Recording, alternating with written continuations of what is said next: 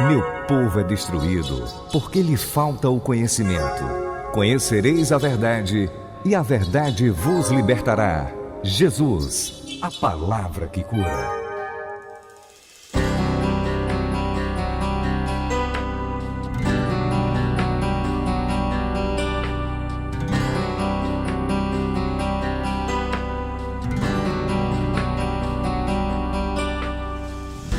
Graça e paz, amados, tudo bem com vocês? Espero que todos estejam bem, em nome de Jesus. Comigo e com a minha família, graças a Deus, está tudo bem. A graça do Senhor está sobre nós e com certeza está sobre você também. Tempos difíceis, momentos de dificuldade, todos nós estamos enfrentando, mas não devemos nunca nos esquecer.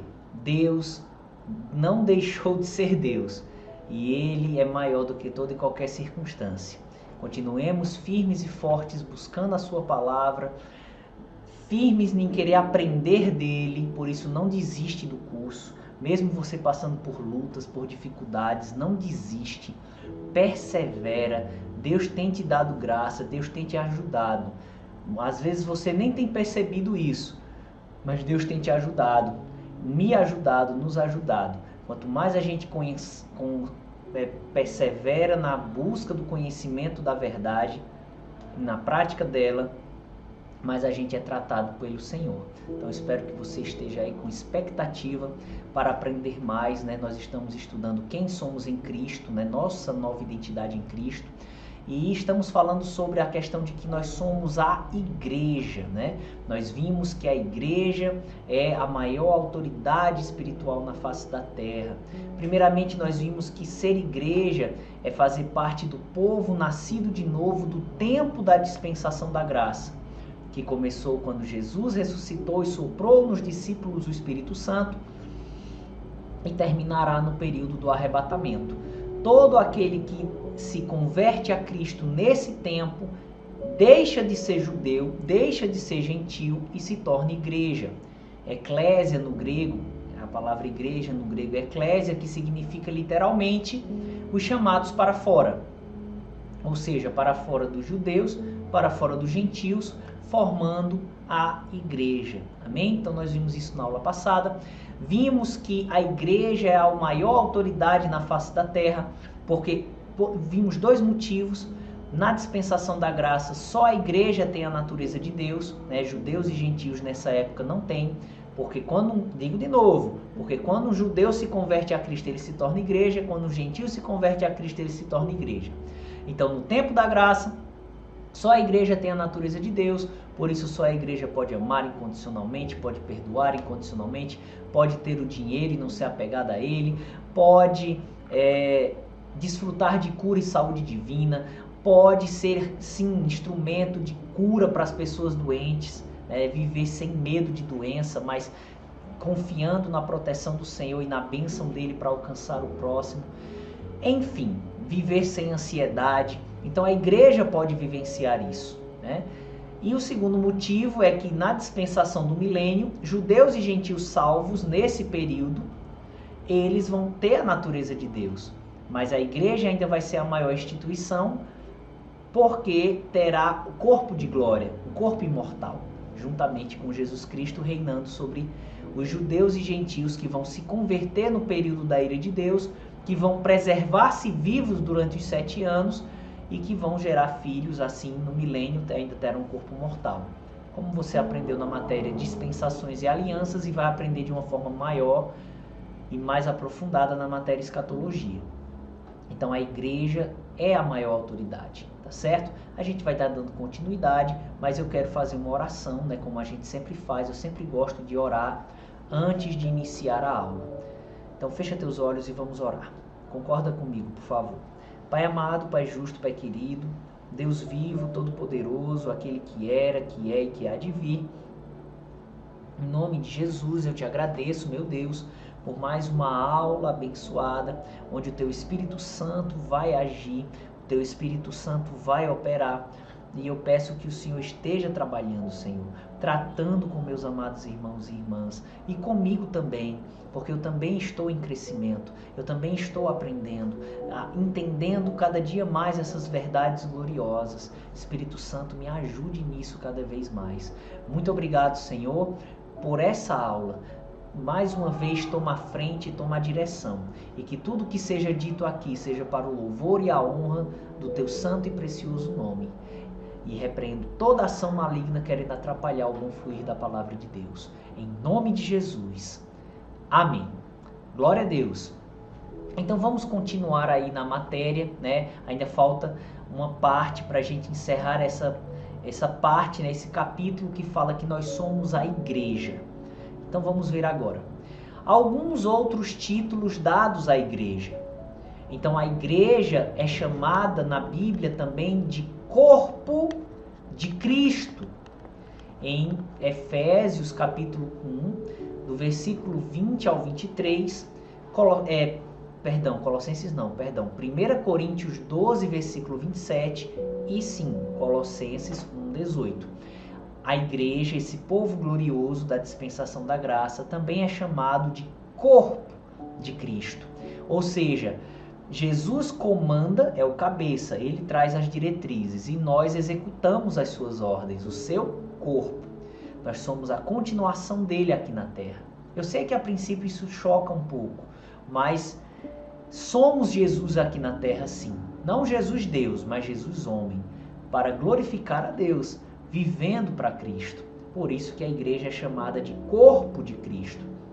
Também a igreja é chamada de noiva de Cristo, em Apocalipse 22, versículo 17, mais claro nas traduções Revista e Atualizada de Almeida e na tradução NVI, que é Nova Versão Internacional. Lá está bem claro que é noiva, né? Outras traduções têm esposa, mas a palavra no grego ali é noiva, é uma palavrinha diferente da palavra esposa, que já aparece em Apocalipse 19, versículo 7. Então, por isso que a gente colocou mais claro nas traduções Revista e Atualizada de Almeida, porque elas traduzem de forma correta a palavra grega encontrada em Apocalipse 22, verso 17, que é noiva. Então, a igreja é chamada de noiva de Cristo. A igreja também é chamada de esposa do Cordeiro. Esse Cordeiro é Cristo, é Jesus.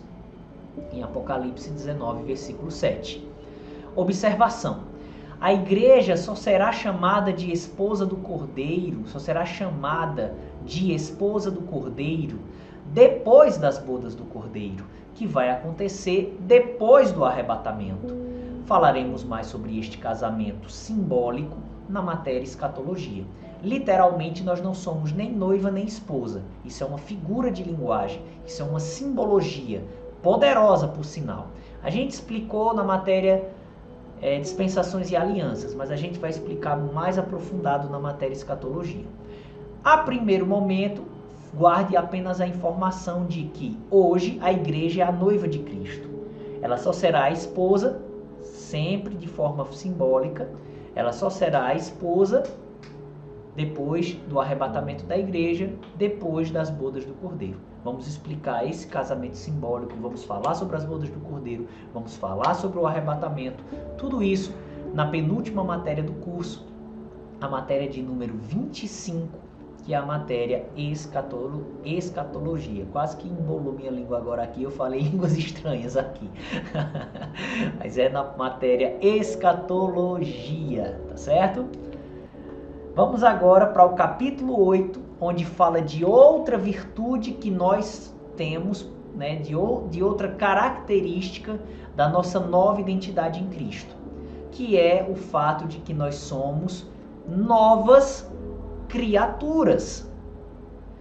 Por que nós somos novas criaturas? Vamos ver o texto primeiramente que fala isso, né? Que é 2 Coríntios, capítulo 5, versículo 17. Segunda carta de Paulo aos Coríntios, capítulo 5, versículo 17. Assim que, se alguém está em Cristo, nova criatura é. as coisas velhas já passaram, eis que tudo se fez novo. Então ele afirma que nós somos uma nova criatura. As coisas velhas já passaram e eis que tudo se fez novo. Então nós vamos ver por que nós somos uma nova criatura, né? O versículo nós vimos a afirmação que quem está em Cristo é uma nova criatura. Vamos explicar com a ajuda do Espírito Santo o que significa isso. Por que nós somos novas criaturas?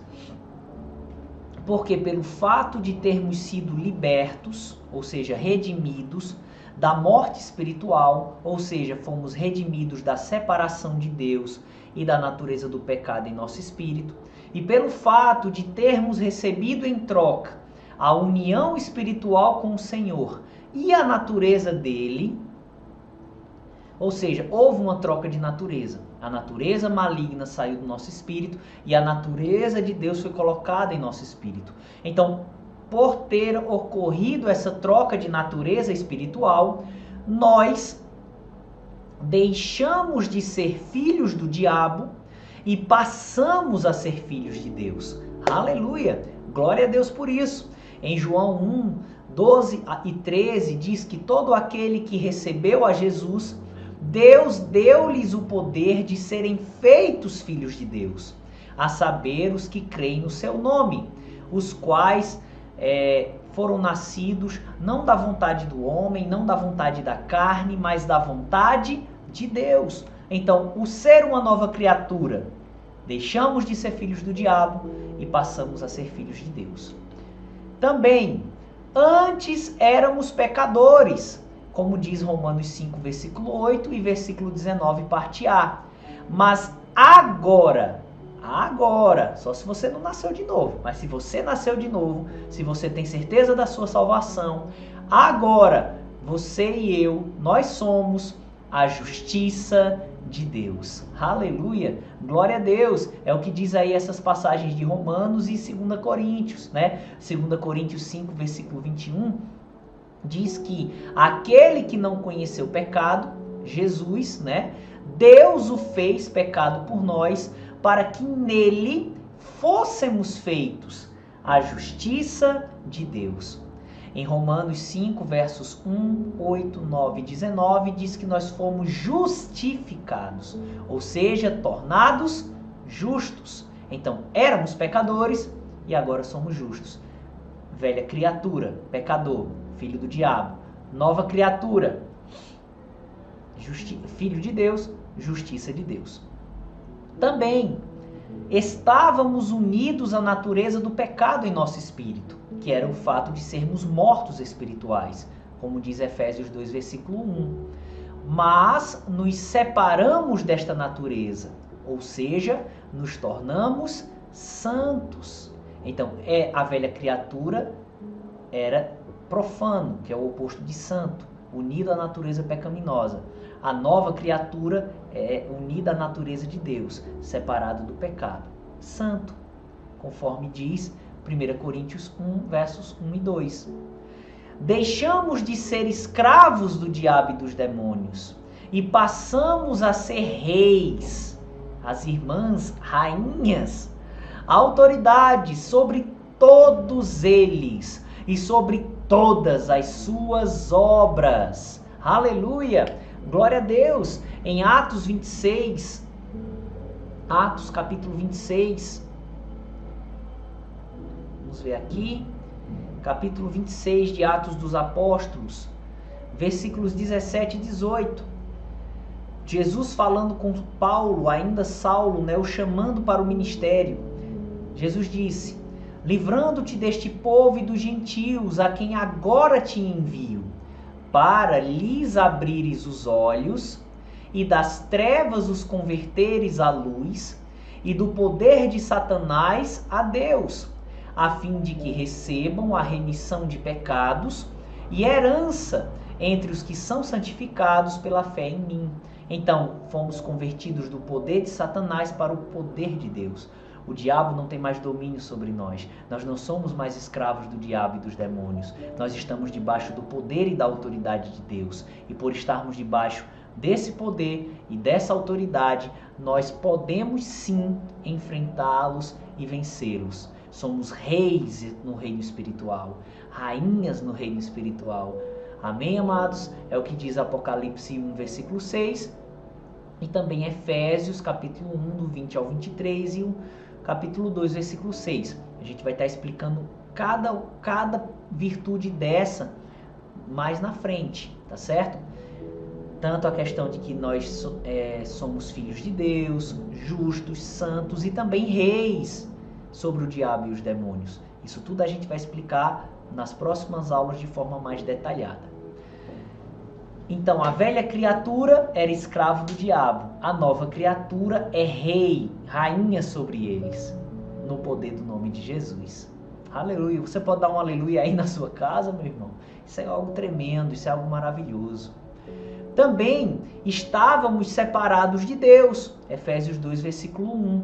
Porém, hoje somos sacerdotes em sua presença. 1 Pedro 2, versículo 9 diz que nós somos sacerdotes. O sacerdote está diante do Senhor. Então, a velha criatura era separada de Deus. A nova criatura está próxima à presença de Deus como sacerdotes. No passado, pertencíamos ao sistema do mundo. João 17, versículo 6. Mas no presente, somos embaixadores ou representantes do reino de Deus nesta terra. Aleluia! Deus é bom, maravilhoso. Então, éramos pertencentes ao reino das trevas, né? Éramos pertencentes ao sistema do mundo, como diz João, capítulo 17, versículo 6. João 17, verso 6. Manifestei o teu nome aos homens que do mundo me deste. Eram teus e tu nos deste e guardaram a tua palavra. Então, éramos do mundo, do sistema do mundo, mas agora pertencemos a Deus. Nós somos os seus representantes, os seus embaixadores. 2 Coríntios 5, versículo 20 diz isso, que nós somos embaixadores de Cristo, como se Deus por nós rogasse, ou seja, representantes dele aqui na terra.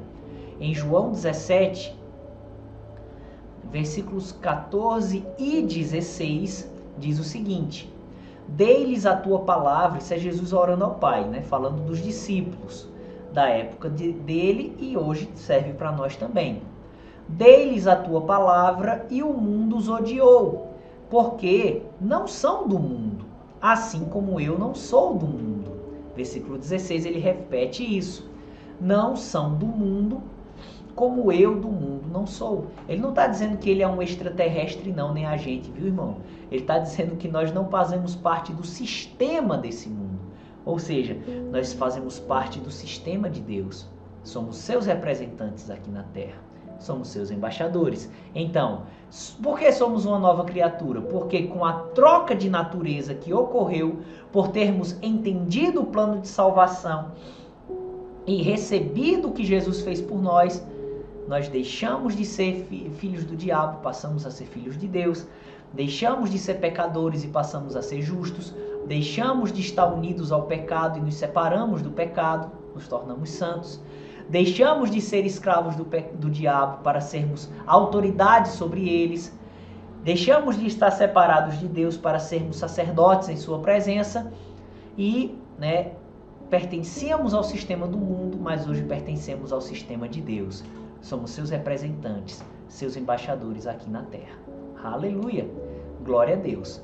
Então, a partir de agora, a gente vai explicar cada uma dessas funções, cada uma dessas posições, melhor dizendo, que nós temos em Cristo Jesus. Capítulo 9. Filhos de Deus. Por que nós somos filhos de Deus? E aqueles que não estão em Cristo são filhos do diabo. É como eu já falei em aulas anteriores, É forte, mas é uma realidade. E a gente não deve estar dizendo isso para uma pessoa não convertida ainda, mas é um fato. Agora, por que nós, crentes, somos filhos de Deus e aqueles que não estão em Cristo são filhos do diabo? Porque temos a própria natureza de Deus em nosso espírito. Conforme diz Efésios 2, verso 1, 4 e 5 e Colossenses 2,13, quando diz que ele nos deu vida. A vida ali é Zoe, é a vida de Deus, é a sua natureza. Romanos 5, versículo 5 diz que o amor de Deus está derramado em nosso coração pelo Espírito Santo que nos foi dado. Então, esse amor de Deus, essa vida de Deus é a sua natureza. E por termos a própria natureza de Deus, por causa do que Cristo fez, ou seja, a obra redentora de Cristo, desde o dia que nascemos de novo. Essa nova natureza é que nos torna filhos de Deus. A gente pode ver isso aí em João, capítulo 1. Evangelho de Jesus escrito por João, capítulo 1, do versículo 11 até o 13, que diz assim: veio para o que era seu, ou seja, Jesus veio, primeiramente para o povo de Israel, a gente falou isso de forma superficial em dispensações e alianças e vamos falar de forma mais aprofundada em escatologia. Então, Jesus veio para o que era seu, os judeus, e os seus não o receberam. Claro que teve judeu que se converteu, mas a maioria da nação não o recebeu. Então, os seus não o receberam. Mas a todos quantos o receberam a ele, aceitaram a sua obra de redenção, deu-lhes o poder de serem feitos filhos de Deus, aos que creem no seu nome, os quais não nasceram do sangue, nem da vontade da carne, nem da vontade do homem, mas da vontade de Deus. Amém? Então, por meio da vontade de Deus, nós nos tornamos filhos de Deus. A natureza de Deus foi posta em nós. E é essa natureza que nos tornou seus filhos. Aqueles que não estão em Cristo são filhos do diabo, como diz João 8,44 e 1 João 3, verso 10. Por quê? Porque não tem a vida de Deus em seus espíritos. Como diz Efésios 4, do 17 ao 18, que eles não têm a vida de Deus, eles estão separados da vida de Deus. Pelo contrário, eles têm a natureza do pecado, como diz Romanos, capítulo 5, versículo 12. Que diz assim: portanto, como por um homem, sabemos que esse homem é Adão, como por um homem entrou o pecado no mundo, e pelo pecado a morte, essa morte é a natureza do pecado, assim também a morte passou a todos os homens, por isso que todos pecaram. Então, por ter a natureza pecaminosa, por isso que todos pecaram. E é justamente essa natureza maligna que leva uma pessoa a ser filho do diabo. Enquanto que aquele que aceitou a obra de Cristo, confessando-o como Senhor e Salvador de sua vida, recebeu a vida de Deus, a sua natureza, o amor ágape, o Espírito Santo em nosso espírito, e por isso se tornou filho de Deus. Então, o ser filho de Deus e o ser filho do diabo não é por uma questão de criação. O diabo não cria nada. Quem cria é Deus. Mas é por uma questão de natureza espiritual. Observação. É pelo motivo citado acima que aqueles que não nasceram de novo são filhos do diabo. E não porque eles foram criados por Satanás. Até mesmo porque o diabo não é criador. O criador de todos os seres é a Trindade, Deus Pai, Jesus Cristo e o Espírito Santo. Por sermos filhos de Deus, somos seus herdeiros, porque no natural, o que é do Pai, o Filho tem direito, é uma herança do Filho. Então, se somos filhos de Deus, somos seus herdeiros? A resposta é sim. Aleluia! Temos direito às suas bênçãos. Vamos ver isso aí em Romanos capítulo 8. Romanos capítulo 8, do versículo 14 até o 17. Romanos 8, do 14 ao 17. Porque todos os que são guiados pelo Espírito de Deus, esses são filhos de Deus.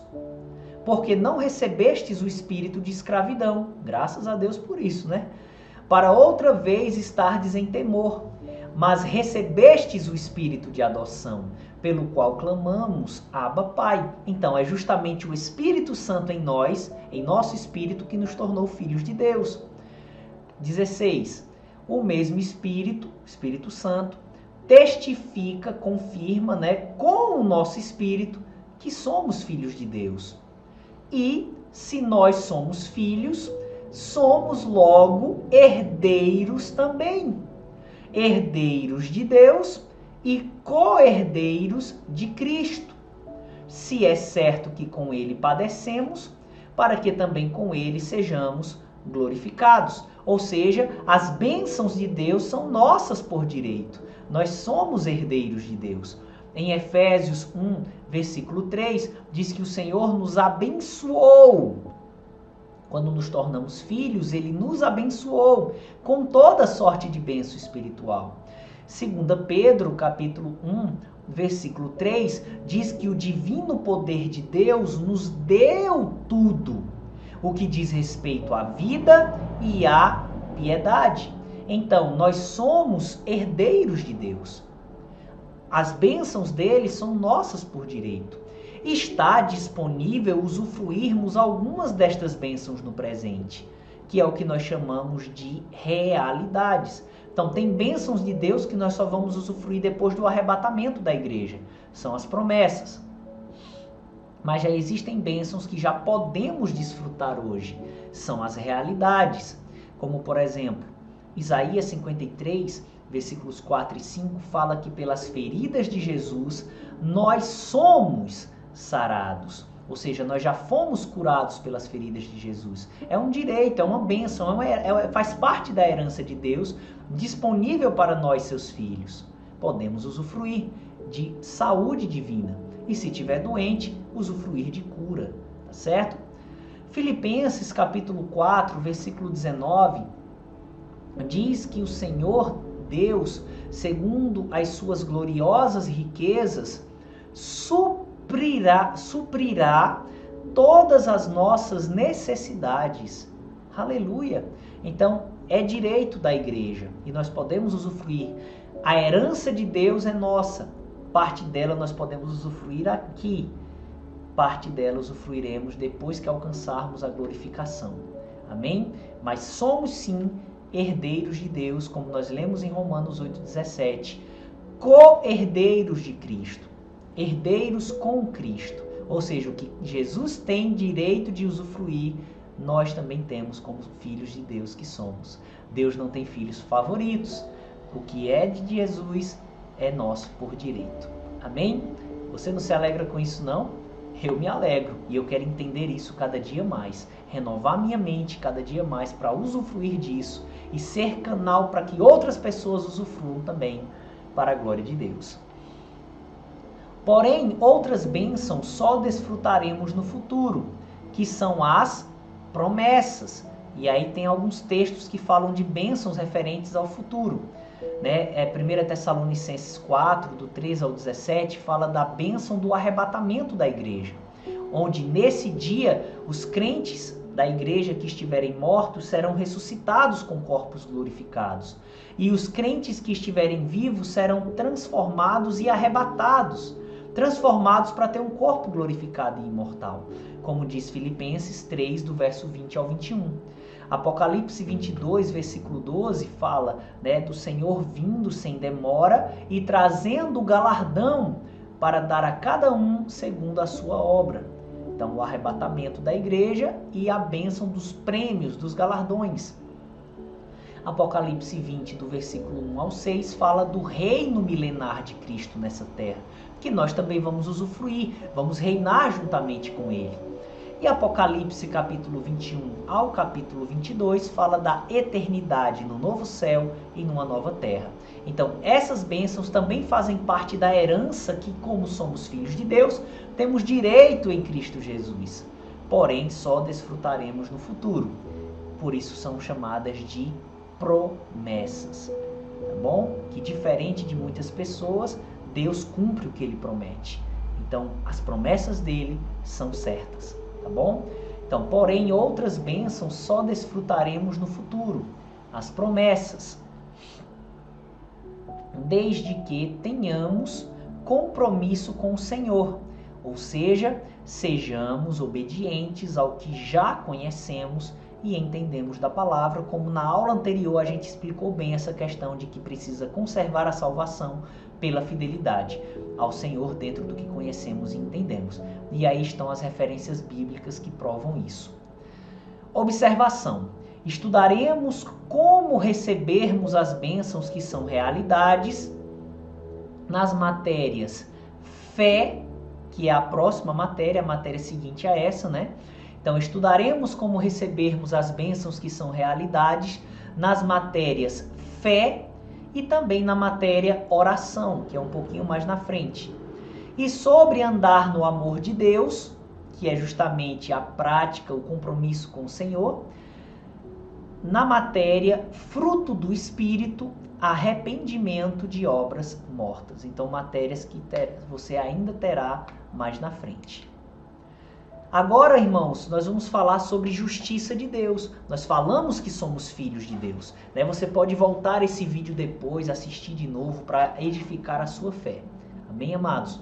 Mas agora nós vamos falar no capítulo 10 sobre outra posição que nós temos em Cristo, que é a posição de justiça de Deus. Nós somos justiça de Deus, né? Como diz 2 Coríntios, capítulo 5, versículo 21. Eu quero ler esse versículo com você. 2 Coríntios, capítulo 5, versículo 21. Aquele que não conheceu pecado, se referindo a Jesus Cristo, o fez, ou seja, Deus o fez pecado por nós, para que nele fôssemos feitos justiça de Deus. Então nós somos justos, nós somos a justiça de Deus em Cristo Jesus. Vamos entender melhor um pouquinho isso a partir de agora. O que é justiça? De acordo com a palavra de Deus, né, segundo as Escrituras, justiça é a capacidade de estar diante de Deus sem culpa e sem condenação, como se nunca tivesse pecado antes. Não, isso é muito profundo, eu tenho que ler de novo isso aqui. Segundo a palavra de Deus, justiça é a capacidade de estar diante de Deus sem culpa e sem condenação, como se nunca tivesse pecado antes. Ou seja, você está consciente de que o seu passado foi perdoado e que você, vivendo o que você sabe, você está sem pecado diante de Deus. E que se você pecar rapidamente, você pede perdão e fica livre. Está diante de Deus sem culpa e sem condenação. Amém? Isso é justiça. Além disso, justiça também é direito, retidão, prática do que é de direito e etc. Então, justiça, primeiramente, é essa consciência de estar livre diante de Deus. Consequentemente, justiça é a prática do que é correto. Porque se a gente também não estiver praticando o que é correto, a gente não tem essa liberdade diante do Senhor. A gente fica condenado. Amém? Então, justiça, além de ser a capacidade de estar diante de Deus, sem culpa e sem condenação, como se nunca tivesse pecado antes, também é direito, retidão, prática do que é de direito. Amém? Continuando. Observação. Muitos dos nossos irmãos em Cristo creem e nós os respeitamos, né? Embora não concordemos, mas respeitamos. Muitos dos nossos irmãos em Cristo creem que justiça e juízo é a mesma coisa, né? Aí quando se fala do juízo, diz a justiça de Deus, mas justiça e juízo são coisas distintas. Vamos ver aí. Juízo é o ato de julgar, absolvendo ou condenando. 1 Coríntios 6, do 1 ao 3, Êxodo 12, versículo 12, Eclesiastes 11, versículo 9. Então, juízo é o ato de julgar, absolvendo ou condenando. Leia essas referências bíblicas que você vai ver isso. Enquanto que os significados de justiça são os que vimos acima. Então, justiça é a capacidade de estar diante de Deus sem culpa e sem condenação. E a prática do que é direito. Juízo é o ato de julgar, é o que um juiz faz, ele julga, ou perdoando, absolvendo ou condenando um réu. Isso é juízo, tá certo? Agora, claro e evidente que o juízo, o ato de julgamento de Deus, sempre vai ser baseado na justiça, no direito, na retidão. Ou seja, justiça e juízo estão juntos, quando diz respeito a Deus, né? Mas não é a mesma coisa. Juízo é o ato de julgar. Vindo de Deus, claro, o juízo vai ser sempre justo, vai ser sempre atrelado à justiça, tá certo? Então, entendendo o que é justiça, entendendo os significados de justiça à luz da palavra de Deus, vamos entender por que somos justiça de Deus. Por quê? Porque fomos justificados ou tornados justos ao recebermos a natureza de justiça, que é a natureza de Deus, em nosso espírito no novo nascimento. Então, por termos a natureza de Deus, a natureza de justiça, nós fomos justificados, porque recebemos a natureza de justiça. Efésios capítulo 2, versículo 1, diz: e vos vivificou, estando vós mortos em ofensas e pecados.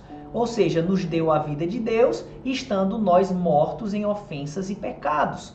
Versículo 4, mas Deus, que é riquíssimo em misericórdia, pelo seu muito amor com que nos amou, versículo 5, estando nós ainda mortos em nossas ofensas, nos vivificou, nos deu a vida de Deus, a sua natureza, nos vivificou juntamente com Cristo. Pela graça sois salvos. Amém? Então, ele vivificou Jesus e em Cristo nós também fomos vivificados. Jesus não morreu a nossa morte espiritual para termos a vida dele? Então, no momento que Deus vivificou Cristo, nós nele também fomos vivificados. Recebemos a natureza de Deus. Romanos 5, versículo 5, diz o seguinte: e a esperança não traz confusão, porquanto o amor de Deus está derramado em nossos corações, pelo Espírito Santo que nos foi dado. Então, esse amor de Deus é a natureza dele. Esse coração aí no contexto é o nosso espírito. Então, a vida de Deus, o amor de Deus está em nosso espírito. Essa natureza nos tornou justos, nos justificou. Amém? Então eu quero ler novamente aí na apostila. Por que somos justiça de Deus? Porque fomos justificados, tornados justos, ao recebermos a natureza de justiça, ou seja, a natureza de Deus, em nosso espírito, no novo nascimento. E esta nova natureza veio a nós porque cremos na salvação que Cristo conquistou pelo seu sangue derramado, ou seja, por meio do seu sacrifício. Então, por crermos no que Jesus fez, nós nos tornamos justos, nós recebemos a natureza de Deus. É o que Paulo, inspirado pelo Espírito Santo, explicou em Romanos capítulo 3, do versículo 21 até o versículo 26. Vamos ler aqui. Romanos capítulo 3, do versículo 21 até o 26. Mas agora se manifestou sem a lei a justiça de Deus, tendo o testemunho da lei e dos profetas, isto é, a justiça de Deus pela fé em Jesus Cristo. Ou seja, se tornar justo diante de Deus por meio da fé, por crer em Jesus Cristo, por crer no que Jesus fez. Isto é, a justiça de Deus pela fé em Jesus Cristo, para todos e sobre todos os que creem, porque não há diferença, porque todos pecaram e destituídos estão da glória de Deus, sendo justificados gratuitamente pela sua graça, ou seja, pelo favor do Senhor, pela redenção que há em Cristo Jesus, ao qual Deus propôs para propiciação pela fé no seu sangue. Ou seja, Jesus pagou o preço. Propiciação quer dizer pagamento. Ele pagou o preço para nos tornar justos por meio do seu sangue, ou seja, por meio do seu sacrifício. Quando a gente crê no que ele fez, esse pagamento de dívida é realizado nas nossas vidas e nós somos justificados, perdoados do nosso passado e recebemos a natureza de Deus. Vou ler de novo, versículo 25. Ao qual Deus propôs para propiciação pela fé no seu sangue, para demonstrar a sua justiça pela remissão ou perdão dos pecados dantes cometidos sob a paciência de Deus, para demonstração da sua justiça neste tempo presente, para que ele seja justo e justificador daquele que tem fé em Jesus. Então, aquele que tem fé em Jesus é justificado. Aleluia! Então, nós recebemos a natureza de Deus que nos tornou justos, porque cremos na salvação que Cristo conquistou pelo seu sangue derramado, ou seja, por meio do seu sacrifício. E o recebemos pela fé como nosso Senhor e Salvador, como diz Romanos capítulo 10, versículos 9 e 10. A saber, se com a tua boca confessares ao Senhor Jesus, ou seja, confessares a Jesus como Senhor, e em teu coração creres que Deus o ressuscitou dentre os mortos, serás salvo, visto que com o coração se crê para a justiça e com a boca se faz confissão para a salvação. Aleluia, glória a Deus. Vamos continuar aqui. Pecadores e justos. Então vamos ver essa questão do pecador e do justo. Pecador é aquele que tem a natureza do pecado em seu espírito, sendo ele, por causa disso, escravo do pecado. Justo é a pessoa que tem a natureza de Deus em seu espírito, porque nasceu de novo. Então, amados, você que tem certeza da sua salvação, você não é pecador. É porque na nossa mente ainda, na minha não, graças a Deus já foi, mas nessa área, para a glória do Senhor, já renovei minha mente. Tem muitas outras para melhorar ainda, mas nessa isso está resolvido na minha alma. Mas na alma de muitas pessoas é muito forte o conceito de que pecador é a mesma coisa que aquele que peca. Então, pelo fato de nós ainda pecarmos, então associar a palavra pecador àquele que peca, então a pessoa diz, não, nós todos somos pecadores. Mas na verdade o pecador não é apenas aquele que peca, mas é aquele que é escravo do pecado por ter essa natureza pecaminosa em seu espírito. E o Filho de Deus, ele recebeu uma nova natureza, e essa nova natureza o tornou justo.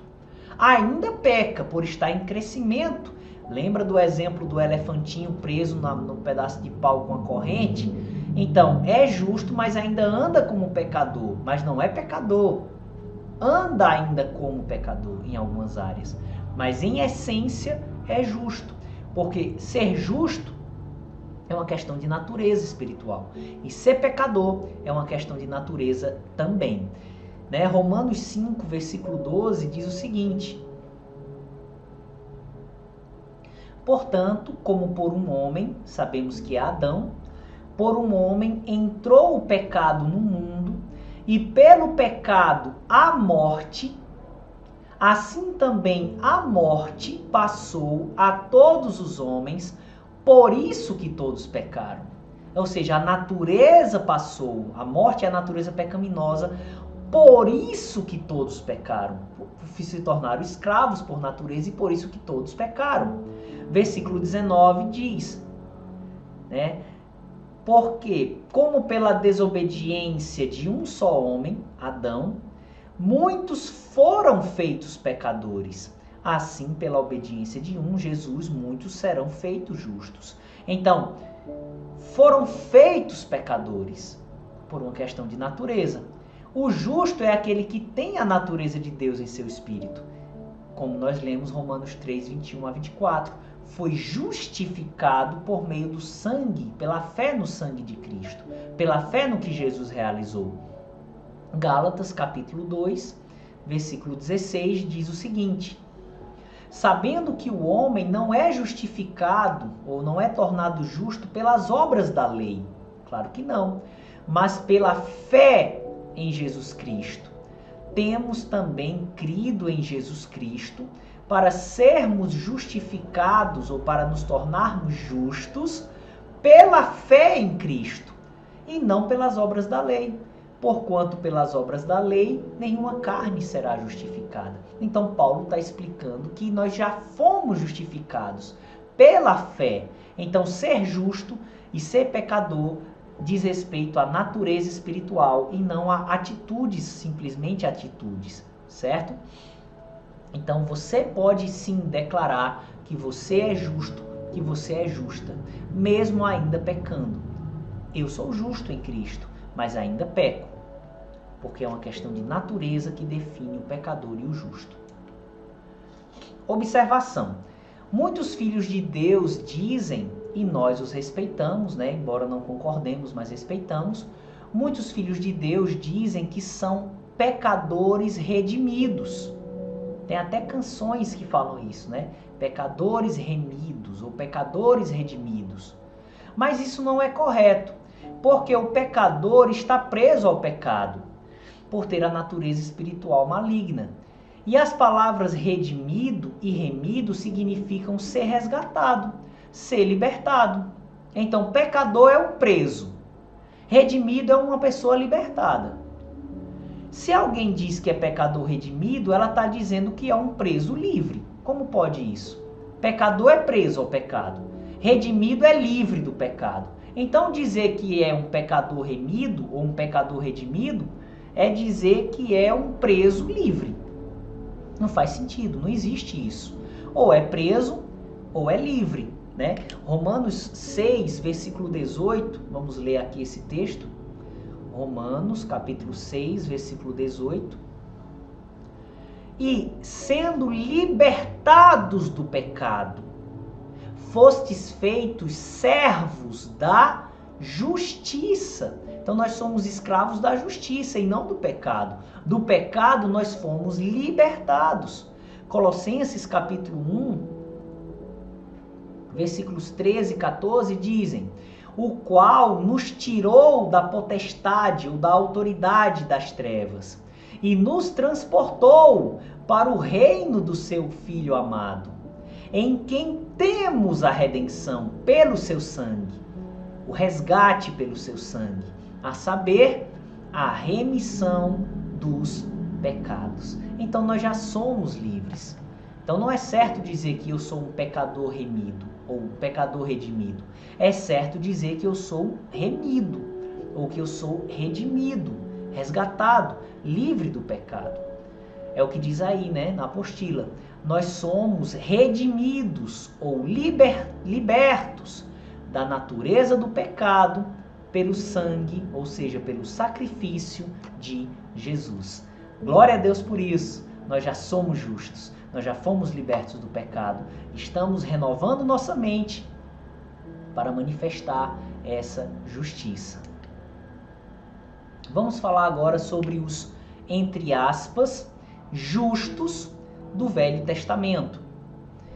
Nas dispensações e alianças, depois da queda do homem e antes das mortes e ressurreições de Jesus, e não é erro de digitação, é real mesmo, mortes no plural, porque você aprendeu na primeira aula dessa matéria que Jesus morreu espiritualmente e fisicamente, e também que Jesus ressuscitou espiritualmente, que é o novo nascimento, e fisicamente. Então, tá correto aí, não foi erro de digitação, certo? Quero ler de novo. Nas dispensações e alianças depois da queda do homem e antes das mortes e ressurreições de Jesus, aqueles que eram obedientes ao Senhor, dentro do que conheciam e entendiam dele, eram vistos ou considerados como justos, por uma questão de obediência a Deus, dentro do que conheciam e entendiam da palavra dele. Por isso que você vai ver alguns homens de Deus que viveram antes do período da morte e ressurreição de Cristo serem chamados de justos. Mas eram justos não no sentido real, espiritual, mas eram vistos e considerados justos dentre a sua geração, porque eles eram obedientes à dispensação que eles viviam. Amém? Em Gênesis 6, verso 9 e 7, verso 1, você vai ver lá Noé sendo chamado de justo. Digo de novo, não no sentido real de natureza, ele era pecador por natureza, mas ele é chamado de justo porque em meio à geração dele, ele era obediente a Deus, tá certo? Em Gênesis 18, 23 e 24, Abraão é chamado de justo, no mesmo sentido. Em 2 Pedro 2, versos 7 e 8, Ló, o sobrinho de Abraão, também é chamado de justo. Em Jó, capítulo 1, versículo 8, o próprio Deus, falando com Satanás, chama Jó de justo, né? Quando diz um homem íntegro, reto. Íntegro e reto são sinônimos para justo. Em Mateus 23, versículo 35, ele fala dos justos que foram enviados, os profetas que foram enviados, né, para falar com o povo de Israel no Velho Testamento, e ele os chama de justos. Em Mateus 1, versículo 19, José, né, o marido de Maria, que viveu antes da morte e ressurreição de Jesus, ele também é chamado de justo. E em Marcos 6:20, alguém lá do Velho Testamento é chamado de justo, que agora eu não me lembro quem. Mas você dá uma conferida lá em Marcos 6, versículo 20. Então deu para entender isso, né? Eles eram chamados e considerados justos por causa da sua postura diante da geração a qual eles viviam. Mas em seu espírito, eles eram pecadores. Eles eram vistos como justos por uma questão de obediência a Deus, dentro do que conheciam e entendiam da palavra dele, na dispensação e aliança a qual eles faziam parte. Então deu para entender isso, né? De fato, na real mesmo, no espírito, não tinha nenhum justo. Por isso que Paulo explica isso em Romanos 3, versículo 10. Não há um justo nenhum sequer. Aí algumas pessoas distorcem esse texto e querem aplicar para a nova aliança e diz, olha aí, tá vendo como é que uma pessoa diz que é justo, se a Bíblia diz que não há um justo nenhum sequer? Ei, peraí, Paulo está explicando o contexto dos homens antes do sacrifício de Cristo. Leia lá o contexto do capítulo 3 de Romanos que você vai entender isso. Aí pega outro versículo fora do contexto. Não, mas todos pecaram e destituídos estão da glória de Deus. Sim, mas o versículo seguinte diz, e são justificados. Ele só está explicando que sem Cristo o homem está separado de Deus e é pecador. Mas em Cristo ele se torna justo. Deu para entender? Então, os homens e mulheres do Velho Testamento eram pecadores por natureza. Por uma questão de obediência, eles eram chamados justos. É o que vai explicar aí, olha. Porém, por uma questão de natureza espiritual, eles eram pecadores. E aí está o texto de Romanos 3, do 9 ao 24. Leia o contexto que você vai entender isso claramente. Pois, como o Senhor, Jesus, né? Esse Senhor aqui é Jesus. Como o Senhor ainda não tinha morrido e ressuscitado, a natureza espiritual deles era maligna, precisando oferecer sacrifícios de animais para ter seus erros perdoados e o pecado, né, a natureza, no caso, pecaminosa, coberta. Então, por isso que eles ofereciam sacrifícios, irmãos, porque eles eram pecadores e tinham que estar sempre oferecendo sacrifícios para que os seus erros fossem perdoados e o pecado, a natureza espiritual, fosse coberta temporariamente. Agora eu quero ler com você essa passagem aí, ela é muito interessante dentro do contexto. Eu quero ler a referência e depois ler a explicação ao lado aí, que é o que está escrito em Hebreus capítulo 11, Hebreus 11, do verso 39 ao verso 40. Hebreus 11, do 39 ao 40. Ele fala dos heróis da fé do Velho Testamento, né? Conhecido esse capítulo como a galeria dos heróis da fé. E ele cita vários exemplos de homens fiéis a Deus às dispensações anteriores a Cristo.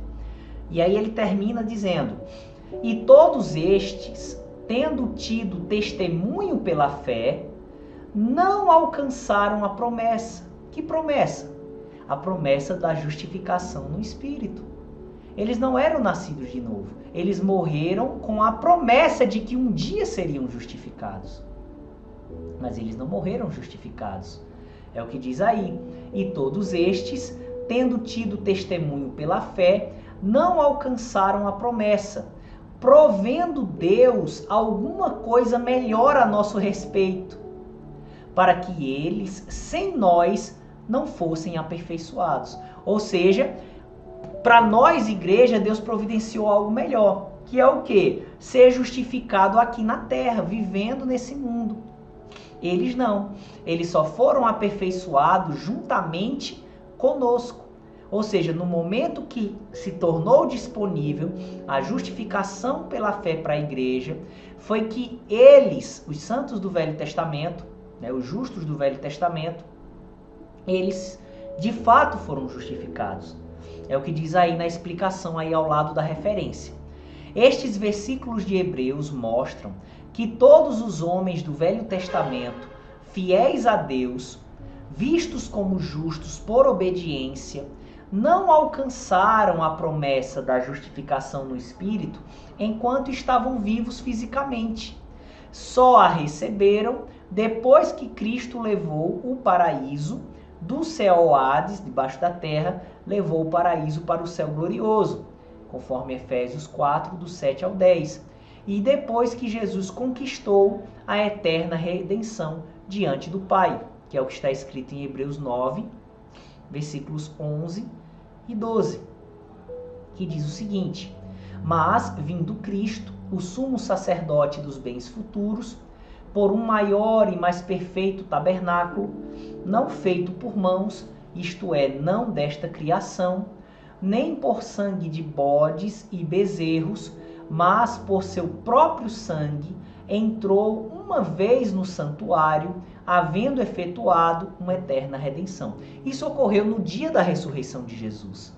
Jesus ressuscitou, entrou no seu corpo glorificado. Maria Madalena o viu e foi tocar nele. Ele disse: não me detenhas, porque ainda não subi ao meu Pai, mas vai e diz aos meus irmãos que eu subo ao meu Pai e vosso Pai, ao meu Deus e vosso Deus.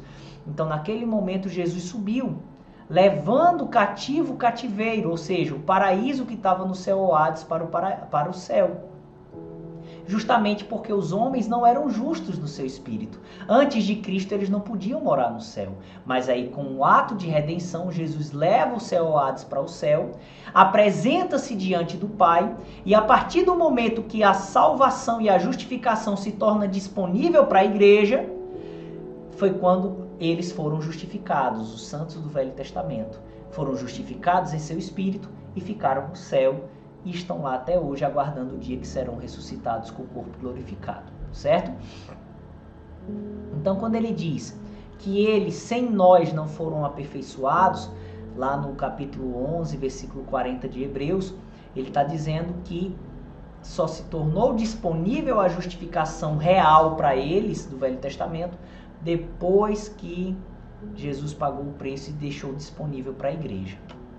Eu espero que você tenha entendido. Caso não, volta o vídeo e assiste novamente, tá certo? E também, se você tiver alguma dúvida ou quiser fazer algum comentário, você pode falar comigo no privado, tanto no Telegram como no WhatsApp, ok? Continuando, somos justos para andarmos em justiça. Então, o fato de ser justo é a natureza, mas não adianta ter a natureza e viver consciente como um pecador. Vai acabar perdendo ela e perder a salvação. Nós somos justos com um propósito: andarmos em justiça. Ou seja, cada dia mais manifestar essa natureza justa que já está em nosso espírito. É o que diz aí na apostila. Nós somos justos e, por causa disso, devemos andar em justiça. 1 João 2,29. Quero ler esse texto, esse versículo, né? 1 João, primeira carta de João, capítulo 2, versículo 29. Se sabeis que ele é justo, ou seja, que Jesus é justo, sabeis que todo aquele que pratica a justiça é nascido dele. Então eu e você temos a mesma natureza de justiça e devemos praticar a justiça. Filipenses capítulo 1, versículos 10 e 11. Para que aproveis as coisas excelentes, para que sejais sinceros e sem escândalo algum, até ao dia de Cristo, cheios dos frutos de justiça. Frutos de justiça, ou seja, andar em justiça. Cheios dos frutos de justiça, que são por Jesus Cristo, ou seja, por causa de Cristo que a gente consegue andar em justiça. Para a glória e louvor de Deus. Então a gente não tem que se empolgar e se achar melhor do que os outros porque a gente obedece a Cristo. É por causa do que ele fez e é para a glória de Deus. Tá certo? Então, somos justos e por causa disso devemos andar em justiça, que é dar o fruto do Espírito, escrito em Gálatas 5, 22 e 23.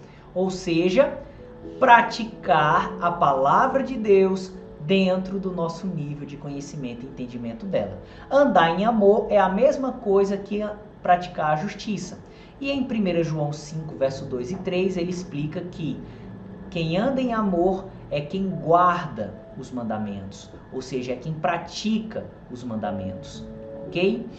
Continuando aí, andar em justiça é resultado de renovarmos a nossa alma, a nossa mente, mudarmos a nossa maneira de crer e de pensar, por meio da palavra revelada pelo Espírito Santo, e de dominarmos as inclinações, instintos, impulsos da nossa carne. Então, andar em justiça é resultado de renovarmos a nossa alma por meio da palavra de Deus, revelada pelo Espírito Santo, e de dominarmos os desejos, inclinações, impulsos da nossa carne. Em Efésios capítulo 4, versículos 22 a 24, diz o seguinte: que quanto ao trato passado, ou seja, quanto à antiga maneira de viver, vos despojeis do velho homem, que se corrompe pelas concupiscências do engano, e vos renoveis no espírito da vossa mente. Ou seja, deixe de andar como o velho homem. Quanto à antiga maneira de viver, se despoje do velho homem, ou seja, não viva como você vivia antes da conversão. Aí ele diz como, no verso 23, vos renoveis no espírito da vossa mente, ou seja, renove sua mente. Mude sua maneira de pensar, mude sua maneira de raciocinar, pela palavra revelada pelo Espírito. Aí vai acontecer o que está no verso 24. Vos revistais do novo homem, ande como a nova criatura, que segundo Deus é criado em verdadeira justiça e santidade. Então, andar como novo homem é andar em justiça, andar em santidade. Tá certo? Romanos capítulo 6, veja que é resultado de dominar os impulsos da carne, renovando nossa mente. Tá certo? É assim que nós vamos andar em justiça. É o resultado da renovação da alma. Romanos 6, do versículo 12 ao 14, está escrito: não reine, portanto, o pecado em vosso corpo mortal. Está falando para nós, a igreja. Não reine, portanto, o pecado em vosso corpo mortal, para lhe obedecerdes em suas concupiscências, em seus desejos. Nem tampouco apresenteis os vossos membros ao pecado, por instrumentos de iniquidade, mas apresentai-vos a Deus, como vivos dentre os mortos, e os vossos membros a Deus, como instrumentos de justiça, porque o pecado não terá domínio sobre vós, pois não estáis debaixo da lei, mas debaixo da graça. Então, não deixemos o pecado nos vencer, porque ele não terá domínio sobre vós. Quando? Versículo 11, quando nós considerarmos-nos mortos para o pecado e vivos para Deus. Então, quando a nossa mente compreende que nós estamos mortos para o pecado e vivos para Deus, ou seja, que nós temos uma natureza superior no nosso espírito que pode refrear a natureza carnal. Renovando a mente, a gente entende isso. Nós andamos em justiça. Então, andar em justiça é resultado, ou seja, praticar o que a palavra diz, amar, perdoar, evangelizar, ajudar o próximo, não ser egoísta. Isso é andar em justiça. E andar em justiça é resultado de renovarmos a nossa alma por meio da palavra revelada pelo Espírito Santo e de dominarmos as inclinações, ou seja, instintos, impulsos da nossa carne. Observações. A gente vai começar falando hoje, né, sobre as observações referentes a essa questão da justiça, de andar em justiça. A gente vai ver, são algumas observações, a gente vai ver a primeira nessa aula e as observações seguintes na próxima aula, tá certo? Então vamos aqui. Observações. Primeira, mesmo sendo justo, pode acontecer de pecarmos, por fraqueza ou por maldade. Ainda nós vamos pecar, ainda nós vamos errar. Mas existem duas possibilidades para que o erro ocorra, ou por fraqueza ou por maldade. Então vamos ver aí um justo pecando por fraqueza. Vamos explicar isso. Porque ainda estamos crescendo no conhecimento e entendimento da palavra de Deus, né? 1 João 1, do verso 8 ao 10 e o capítulo 2, versículo 1. Eu quero ler primeiro o texto para depois, né, explicar e ler também a explicação ao lado. Então, 1 João, capítulo 1, do verso 8 ao 10 e depois o capítulo 2, versículo 1. Se dissermos que não temos pecado, enganamo-nos a nós mesmos, né? Lembre-se que nós estamos lendo o Novo Testamento, então aqui é diretamente para a igreja, é a dispensação da graça, é o que está escrito diretamente para nós, tá certo? Se dissermos que não temos pecado, enganamo-nos a nós mesmos e não há verdade em nós. Então quando ele diz temos pecado, é no sentido de atitudes, a gente erra ainda. Aí ele diz o que fazer quando pecarmos. No versículo 9. Se confessarmos os nossos pecados, ele, Deus, é fiel e justo para nos perdoar os pecados e nos purificar de toda a injustiça. Então a gente vai confessar os nossos pecados para quem? Para aquele que é fiel e justo para nos perdoar os pecados, ou seja, para Deus. Então, quando ele diz aqui, se confessar os pecados, ele está dizendo, se você pedir perdão arrependido de coração a Deus, ele é fiel e justo para nos perdoar os pecados e nos purificar de toda a injustiça. Se dissermos que não pecamos, fazemo-lo mentiroso, e a sua palavra não está em nós. Meus filhinhos, estas coisas vos escrevo para que não pequeis.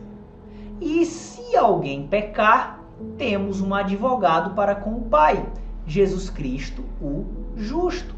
Então, nós ainda pecamos por uma questão de crescimento.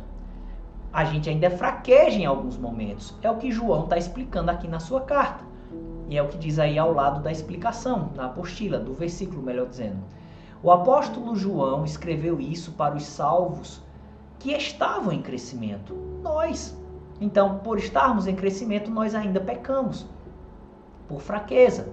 João reconhece essa verdade, mas ele aponta para o que está disponível. Quando ele diz no começo do versículo 1, estas coisas vos escrevo para que não pequeis. Então, a palavra de Deus foi escrita para a gente, através do conhecimento e entendimento dela, está disponível não pecarmos. Mas isso é um processo, tá certo? Então, o justo pode pecar por fraqueza, ou seja, porque ainda está crescendo no conhecimento e entendimento da palavra de Deus, mas também um justo pode pecar por maldade, porque decidimos andar no erro mesmo depois de conhecer e entender a verdade, que é o que diz em Hebreus 10, versículo 26 e 2 Pedro 2, versículos 20 a 22. Em Hebreus 10, verso 26, ele fala daqueles que voluntariamente pecaram, depois de terem recebido o conhecimento da verdade. Em 2 Pedro, capítulo 2, do versículo 20 ao 22, diz o seguinte: porquanto, se, depois de terem escapado das corrupções do mundo, ou seja, ter vencido os pecados do sistema do mundo, pelo conhecimento, ou seja, pela compreensão do Senhor e Salvador Jesus Cristo, a palavra, porquanto, se, depois de terem escapado das corrupções do mundo, pelo conhecimento do Senhor e Salvador Jesus Cristo, forem outra vez envolvidos e nelas vencidos, tornou-se-lhes o último estado pior do que o primeiro, porque melhor lhes fora não conhecerem o caminho da justiça, do que conhecendo-o, desviarem-se do santo mandamento que lhes fora dado. Deste modo, sobreveio-lhes o que por um verdadeiro provérbio se diz: o cão voltou ao seu próprio vômito e a porca lavada ao espojadouro de lama. Então ele está mostrando um outro tipo de pecado que um justo pode cometer. E esse é mais grave.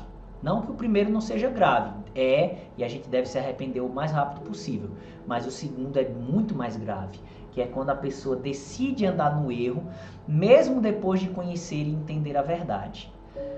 São os pecados por maldade que podem levar um justo a perder a salvação ou perder a posição de justiça, né? A gente leu em aula anterior, Hebreus 6, do 4 ao 8, de uma pessoa que já tinha obtido várias experiências com o Senhor e decidiu voltar ao pecado. Para essa pessoa é impossível de ser renovada para arrependimento. A gente leu também Apocalipse 3, onde Jesus fala de aqueles que estavam para morrer espiritualmente. Então, quem é que pode perder a salvação? Quem vive pecando conscientemente, por maldade. Pecar a gente peca, mas que seja por fraqueza, ou seja, por limitação e que a gente rapidamente se conserte, mas que não seja intencional e que não seja depois de já ter recebido a palavra de Deus com um certo nível, porque aí o negócio pode ficar mais sério. Leia aí essas referências, né? Em especial essa aí de Hebreus capítulo 10, do versículo 26 ao 31, e você vai ver o quão sério é o que eu estou falando, tá bom? Então a gente vai encerrar por aqui essa aula. Se Deus permitir, na próxima a gente continua, né, dentro das observações, dentro do assunto de que nós somos justiça de Deus, e vamos estar dando continuidade a essa matéria maravilhosa e gloriosa, tá bom? Espero que você tenha sido aí ricamente abençoado pela palavra e aguardo você na próxima aula. Fiquem na paz do Senhor Jesus e lembre-se, o Senhor Jesus está voltando.